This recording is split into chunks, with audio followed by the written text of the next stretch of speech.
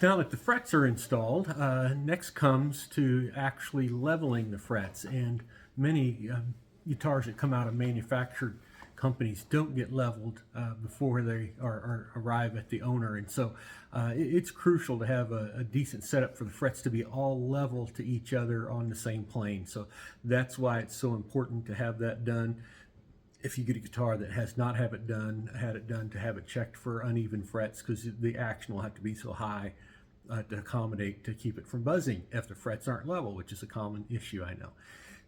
It's a little bit difficult to get a clear shot of doing this for you in a camera, but I'll give it an attempt here. So what I'm going to start off with is just a simple black Sharpie, and you could use red if you wanted or whatever. Black works nice because if you do slip off, it won't show as much. But what we're going to do is I'm actually going to just put a line across the top of every single fret with the black Sharpie, and you'll see in a moment what that allows us to do. But the reasoning for it, and the reason why I'm going backwards, is then my hand doesn't rub over the ones that I just put Sharpie on and end up with smearing it all off. And on a maple fretboard, a light colored fretboard that's actually finished, you would want to tape that off to avoid getting any Sharpie on it. It usually just works best because every once in a while that Sharpie slips, and you are a little more forgiving on dark fretboards. But I've also done this quite a bit to get fairly decent at not getting Sharpie on the actual fretboard itself and keeping it on the frets. But I'm just running it across the top of every fret. And then as I go to level these frets, this neck, I've checked it with a straight edge across the top of the frets to see how it looks, and to see if there are any major gaps, and to make sure that it is as level as possible across the top of the frets. Some people try to use a notched straight edge to check the fretboard straightness, and to be honest, that only works if the fretboard is perfectly level. And while I've done that a little on this, on worn fretboards, it's really hard to get perfectly level because they've been worn over the years, and so it's just better to go with the top of the frets, get it as level as possible. In this case, just the nut is all the way released on it, and it is as level as possible, especially with a one-way truss rod. So I've got them all marked, and I'll lean this down for you to kind of see what that looks like in a very haphazard way for you. And then what I'm going to do is, I mentioned that level the last time, and there are a couple things you can do. I've got a couple links that I use, but mostly this one. This, by the way, another good option for a leveling tool rather than spending a fortune on them at some luthier shop like Stu Mack, is if you find a piece of stone countertop, granite countertop, an offcut, if you find a place that makes countertops like granite countertops or stone countertops, and just ask them for a piece. They just have scrap laying around, and it is perfectly flat and works excellent for it, and you just stick sandpaper on it. So that works well. This is what I'm going to do then, is I'm going to this neck is supported in the middle with a neck caul. It's not resting on the headstock any, and you'll see jigs that they make to put pressure on them and all kinds of stuff. They are totally unneeded. You'll see ones that put pre-relief in them, which is totally counterintuitive if you think about it, because then it builds the relief into it, which means you have to add more relief afterwards in the adjustment. Just do it with the fretboard flat and you'll be fine. And I'm just going to start like this. And by using a longer one like this, I've removed the nut.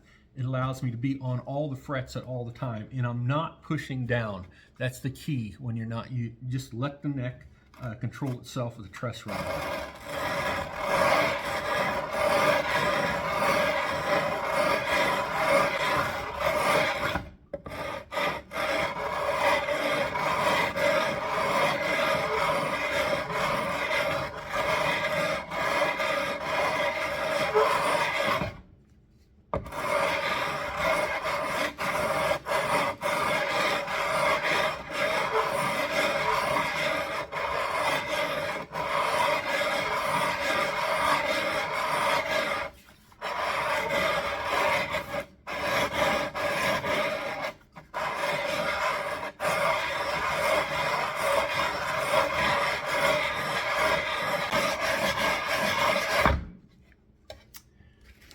And there you about have it. And what happens is, as it removes all the black off the tops, you know that those frets have been done, and then you do that until all the frets have the black removed off of them, just a little bit on the last ones, and that means the fretboard is level. All the frets are level to each other. Normally it doesn't take that much time. Like I said, this is a pre-done fretboard, and I could have spent time in re-flattening it, but there's a chance of changing your radius and doing that for me, and I don't want to do that on a vintage instrument like this.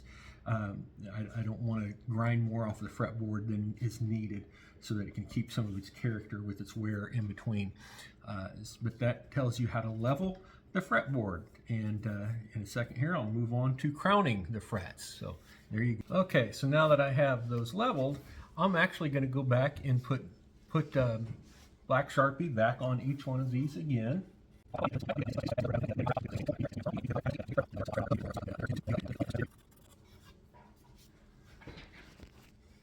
And when it comes to crowning frets, this is what I am using actually. It's a diamond bit fret. It's from StuMac. One end is 150 grit diamond, and the other is 300 grit, so it's a fine grit diamond. And so you start off with 150 depending on how much you're going to remove. This is, it's just a simple one, but I've used it. I also found that diamond grit files, people often think they're getting dull, and what I found is the grit will get just clogged with the metal and dust, and so I usually keep a bristle brush here just out of brass, and I'll rub over that real quick when it starts feeling like it's not cutting well, and then utilize that. But with the tops of the frets now colored with a Sharpie, it's as simple as running over the frets.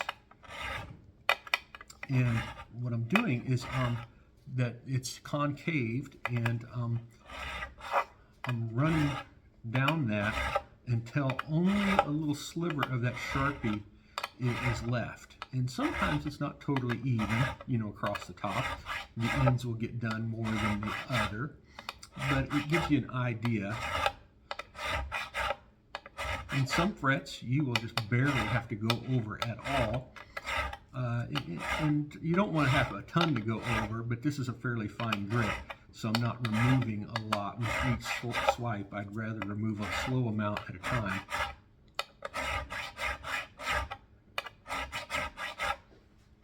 And then that's all there is to it, is you're just leaving a fine black stripe on it, and you're done with that fret then, and you move on to the next fret. And I'm going to do all the rest of these, which you don't need to set and watch, because that takes quite some time. But that's how you recrown the frets to be round so that it plays correctly when it's done. So I've gone ahead and finished up leveling the frets and recrowning them all, and then what's left is to dress the ends of the frets. And for that, I used two different fret files. One is actually from Grizzly Woodworking Tools. They have a luthier section for guitar builders and techs, and it's an odd half round. It has a half round file on each side of it that you can use. The other is from Fret Guru. It is smooth on two sides and has a very fine surface file on the other two sides, and the corner rounded off on one. And it just depends on what I'm doing. These particular frets will get fairly rounded over as a Gibson fret style. It's kind of more of a ball on the end and rather than a slope. And so I just like this particular one. It's kind of what you get used to. And so I also know on this fretboard it's fairly rounded off on the edge, which means the corners of the frets really stick out if you don't remove those corners edges. And it's just the way they are. I can kind of show you that maybe if it will focus in, but the corners up here on these frets are quite sharp. And as fret creep happens, it'll be pretty sharp. And so to really alleviate that, I'm going to totally remove the corner and round it off all the way down to the fret tang. And to do that, I'm just going to start with this, and I'm going to knock that corner off and round up as I go with this file. And do that in both directions.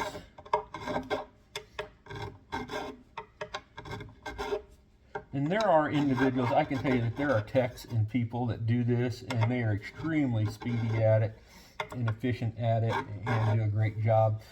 This is probably my slower portion of building. I'm just not overly fast at doing this, and so it can take a little bit of time for me to get them to where I want to with the rounding. After I've rounded it off a little bit, I'm going to take my fret crowning file actually on these, and I'm just going to kind of use it to bring a smooth transition to it, and it's just one way to do that, so that the fret gets fairly rounded over and ends up with a fairly contoured fret into it, if you can see that at all. I've got one fret left, but that will to finish off. And this board has some bow to it naturally, just from the years of use, and so it has some automatic relief. These guitars, as like many factory guitars, Gibson and Fender both from the factory, still to this day in a lot of cases use one-way truss rods. What that means is the truss rod will only pull the neck. It will pull the neck backwards to counterbalance the action of the strings pulling it up, but it won't go the other way.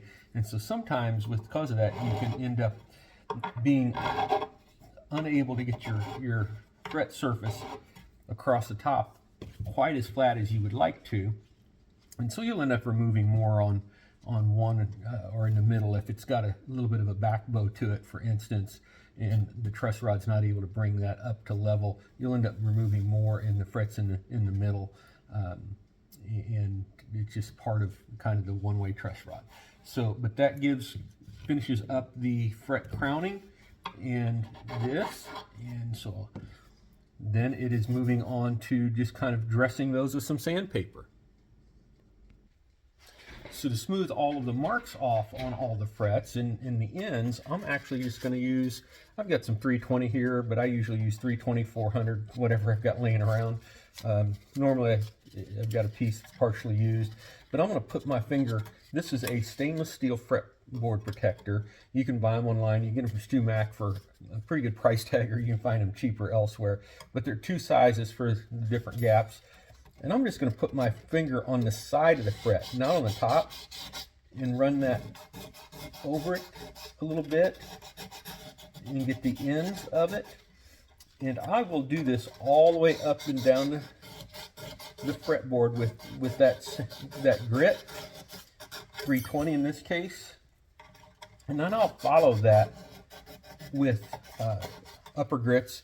I've got just some laying here. I've got some 600, 800, 1000, and just go up through the grits like that to really smooth them off nicely and provide a bit of a shine to them.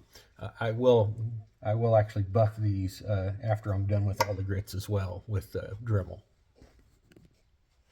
And I was going to mention too, I guess I should explain one of the reasons why I mentioned to go on each side of the fret instead of right on the top, is it is possible, with the same reason why you put a black stripe on the top of the fret after leveling the fretboards, is the black stripe, when you're crowning, if you don't remove the black, you know that as long as there's a little sliver of it, you know that you're not removing any height from the fret, because you can actually shorten a fret by grinding too much off with the crowning tool, which then leaves it out of level fretboard. That fret will be lower than it should be, which means the next one's going to be higher comparative and can cause fret buzz. So you only go to the black line. You don't remove it typically.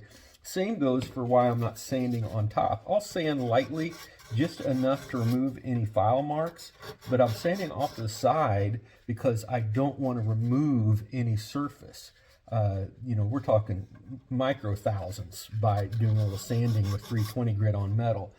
And so that's the main reason why I mentioned doing it on the side instead of right in the middle and just grinding down on it. You don't want to remove height from the fret. The other is, I mentioned using this as my preferred. The reason why is, when I started out in this, I wasn't planning on being a guitar builder. I was just doing some tech work on my kids' guitars. And so I bought this. It's a Gurion, I think, or I'm not sure exactly how you pronounce it or even remember how it's spelled, G-A-U-R-I-A-N or something like of that nature. Maybe a U in there at the beginning, but this is a more affordable. This is what was used before the Diamond Dust style came out, and the Diamond is great, but this comes and it's a lot cheaper, $30 or something like that. It comes with 3 different sizes, small, medium, and large, because you want to use the size that your fret is.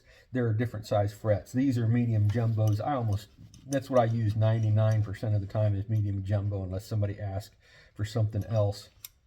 And typically the regular fret files, even the Diamond ones, are a long singular piece with a groove in them.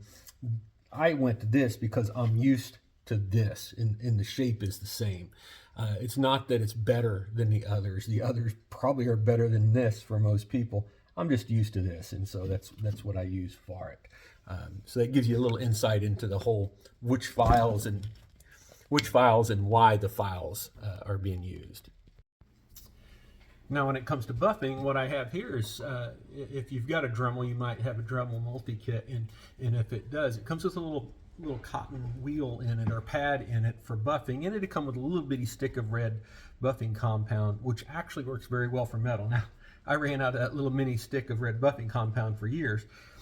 This is actually a StewMac medium buffing compound for buffing out guitar finishes.